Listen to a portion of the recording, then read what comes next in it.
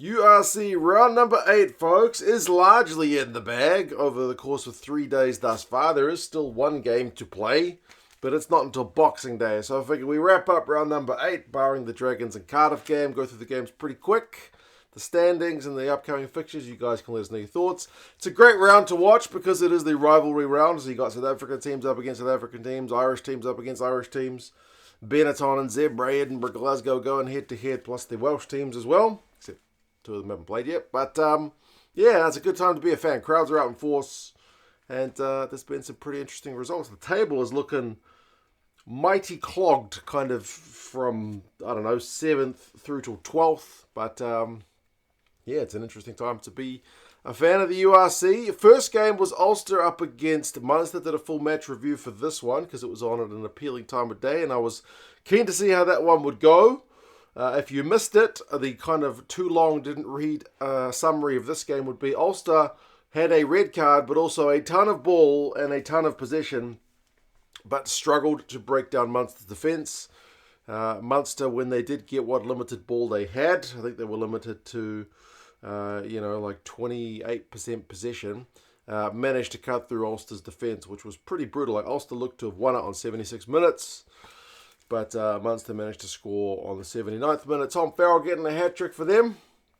So it's a good bonus point away win for Munster. Gavin Coombs, 32 tackles. They'd given him 34 at the time, but it's been reduced to 32 as the stats get reviewed after the game. But yeah, O'Toole's red card on 31 minutes was an unfortunate one for Ulster. So their run at the moment is not looking that flash. They are 3-5 thus far. Munster go 4-4 in the URC, despite the back room still being a little bit of an unstable one for the Munster lads. Benetton and Zebre is a 1-point game, and one of a few games which goes down to the death this week. The Munster game, as I mentioned, was similar. The Benetton boys had to work until the 79th minute to get a penalty to win it. Zebre probably should have won it. I mean, 1 try each, one to Marine for Benetton on 30 minutes, one to Zambonin on 72 minutes as he reached out for Zebre. So Benetton led for the majority of the game, to be fair. Leinster was denied a pretty great finish early, but he was denied by being pushed into touch, essentially, which is, when I watched my son's rugby team play their first year of tackle, a lot of the kids who didn't want to tackle would just hug the touchline and just try to push guys into touch. He kind of got pushed into touch, so that was unfortunate. But yeah, Benetton also dominated the territory in this one. Zebre won a bunch of turnovers, but were leading on the 79th minute, had the ball, but gave away a penalty with a minute to play in their own half. So Benetton able to slot that one to take the result away from Zebre at the death. So no third win of the season yet for Zebre. They are 2-6. Benetton go 3 wins, 4 losses, and a draw. The Stormers and the Lions, it's another game which gets affected by a red card. Ruben Schoolman, 21 minutes. His clean out on Marnie Libok. Why do people keep smacking Marnie Libok? What's wrong with Marnie? That was bonkers. I don't know why that happened, but it was stupid. And the Lions end up paying the price. I mean, to be fair, the Lions got a try TMO'd really early, only to concede a try after they got TMO'd a couple of minutes later. Dweber went over. He got a couple. Hartzenberg, Zasa, and Fouché getting the tries for the Stormers. So bonus point win for them. The Lions managed a couple through Edville van der Merwe and then Maria on 64. So some nice offloads, some good chip and chase, light out moves. Certainly had some highlight reel worthy tries, but the Lions never really in touch. And red card, which was just, as I said, mind-numbingly bad. What's Marnie Libok done to people? It's a couple of weeks he's been smacked in the head. The Stormers needed that result, so they are now 3-4, so their record is still in the negative. The Lions are still in the playoff spots with their 4-3 record thus far. Remembering the South African teams are still a week behind, as now are the Dragons and Cardiff.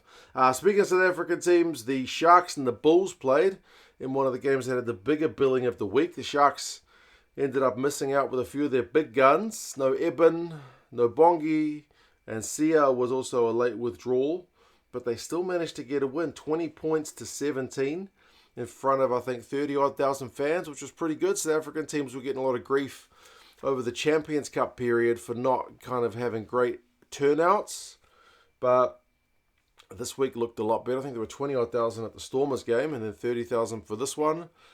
I still feel like the Champions Cup is still very new to South African fans, and it's hard to tell fans who have no history with the competition. By the way, this competition is really important. You need to care about it. Like, it's not a hard sell to sell Sharks against Bulls to people, because that's a rivalry people are familiar with. But yeah, Sharks through Jaden Hendrickse and a penalty try when Sebastian de Klerk got himself yellow carded for kind of whacking the ball dead. That TMO call, I'm sure, was a pretty contentious one. I didn't look up social media after that one, to be honest.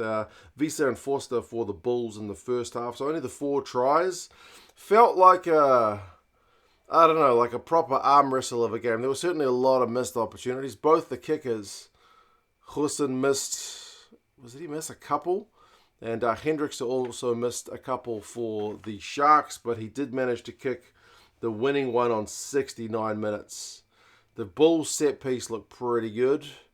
Like, the Sharks lineup was very disrupted, and the Bulls scrum largely was looking pretty good. But yeah, managed to force like 16 penalties from the Sharks to only 7 for the Bulls. But yeah, they couldn't get that done. So Sharks, without a few of their big guns and the Hendrickse boys running the show, looked all right. Sharks season this year has gone much better than last year. 5-2 is their record. The Bulls, with that loss, also 5-2. The Ospreys and the Scarlets, that was another one that went out of the death, 23-22. In front of only 6,836 fans, though. Apparently, since the inception of like the kind of provincial teams and this West Wales rivalry, this is the lowest attendance they've had for this fixture, which is unfortunate, seeing as it was seemingly a pretty entertaining game that went down to the wire. Parry Tipperick and then the Hopkins 81st minute try managed to get it done for the Ospreys. It was that guy Ellis Mee and a bunch of Johan Lloyd penalties who had the Scarlets boys ticking the scoreboard over in the first half. The Scarlets only scored 1 try.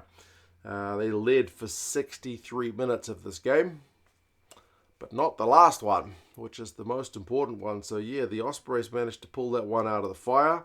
Losi made 29 tackles for the Scarlets, which is pretty impressive. Jack Morgan had 4 turnovers, which is also, for the Ospreys, pretty impressive. But yeah, Lloyd even kicked one that fell off the tee as the shot clock was kicking down. So composure from him.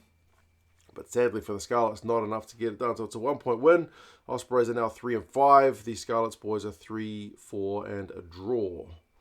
But yeah, still one Welsh fixture to go this round. The Leinster guys in Connacht, that's been kind of overshadowed by Mac Hansen's post-match press conference calling out BS on the officials.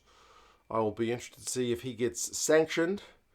But yeah, Connacht lost this one 20 points to 12. Osborne and Tector, that's Andrew Osborne, the first half tries for Leinster. Dowling and Jennings got second half tries for Connacht. There was a bit of wind in this game, so it was kind of a normal one, that it was a little bit of the kind of game of 2 halves thing in terms of getting the territory. Geordie Barrett got man of the match. He played very well, set up one of the tries, put in some big hits. But yeah, Mac Hansen, post-match, not happy with Connacht not getting the calls, basically saying that the Leinster guys, any decisions which were going for them, the officials would scrutinise with a microscope. These are my words, not his. And that whenever anything was going against Connacht, the officials would basically disregard it. He might be right to a degree, because, I mean, there's a lot of teams out there. I know whenever you watch Fiji up against a Tier 1 team, especially if Fiji's away, which they usually are, you feel like any kind of borderline high shots they put in get really scrutinised, and then calls against them don't go their way. That's just the kind of, when he mentioned this is the first thing, equivalent comparison that came to my mind. But it certainly happens. So yeah, still be interested to see if he gets sanctioned or not. But yeah, Leinster, perfect record, 8-0 in front of 30-odd thousand fans again. Connacht now 3-5, still out of the playoff spots, but amongst a bunch of teams who are there or thereabouts. And then the last game that has been played, Glasgow against Edinburgh. What's the name of that cup? 1872? It's the cup, which goes over 2 legs, which has got still 1 leg to go, but Glasgow 33-14 Goodness me, they were 33-0 up. I thought it'd be closer than that. I thought Glasgow were going to win, but goodness me, I didn't see Edinburgh getting flogged that badly. Johnny Matthews bagged a couple, Jones got one, Stain got one, and then Dobby got one, which literally made it 33-0. I didn't watch it because I was on at 4 o'clock this morning. I didn't get up. Edinburgh's couple of yellow cards didn't help, but line break 7-2. Edinburgh's penalty count 13-9. Only Brian Fenter with a couple of tries. Who had him scoring 2 tries late? Kind of spared Edinburgh from going scoreless in this one. Glasgow did have a yellow card to the end of the game, but yeah, 33-14. That's pretty emphatic. Glasgow are second overall in the log with 6-2. Edinburgh 3-5, also sitting outside the playoffs. So yeah, impressive from Glasgow. Like I mentioned, Dragons and Cardiff are still to play on Boxing Day, which will end round 8. For round 9's fixtures, we've still got Munster and Leinster, which will be very tasty. Stormers and Sharks, which will likewise be pretty tasty. It's all rivalry games. Zebre and Benetton will go the reverse fixture. Likewise, Edinburgh, Glasgow. Connacht and Ulster will continue the Irish theme. Cardiff and the Ospreys, and then Scarlets and the Dragons. But we've still got to see Dragons and Cardiff get into action as well. For the log, Leinster, like I mentioned, well at the top with their 8-0 record, 38 points. Glasgow's on 32, so those guys seem to be a clear kind of top 2 at the moment. Remembering that 3 and 4, which is the Bulls and Sharks, have played a game less. All the South African teams have played 1 game less, so 25 and 23 points. That's your top 4. Then Cardiff, Munster, Lions, and Scarlets is a probably pretty unexpected remainder of the playoffs. Who had Cardiff and the Scarlets in the playoff spots there? I mean, Lions are still in the playoff spots despite the fact they've played a game less. Likewise the Cardiff lads. Then just outside the playoffs, Edinburgh, Connacht, Ulster, and Benetton. So you've got Scarlets, Edinburgh, Connacht, Ulster, and Benetton all on 18 points, so not too far away. Then the Stormers on 16, Ospreys, Zebre, and the Dragons. The Dragons are still yet to crack double figures on their points, so still comfortably at the bottom. But yeah, that is most of round 8 for the URC. You guys will have to let us know your thoughts. What do you reckon about Mac Hansen's comments? Is a team like Connacht, who are not one of the kind of traditional big dog teams, likely not to get the rub of the green? But yeah, a few games pulled out of the fire at the death. URC round number 8. I thought it was pretty entertaining. I think more entertaining than the opening round of the opening stages of the Champions Cup, but it's not comparing apples with apples because this is middle of the season rivalry round. This should be peak URC. So, but yeah, it was entertaining. You guys let us know your thoughts. Subscribe to the channel if you haven't done so, and talk to you guys again soon. See you later.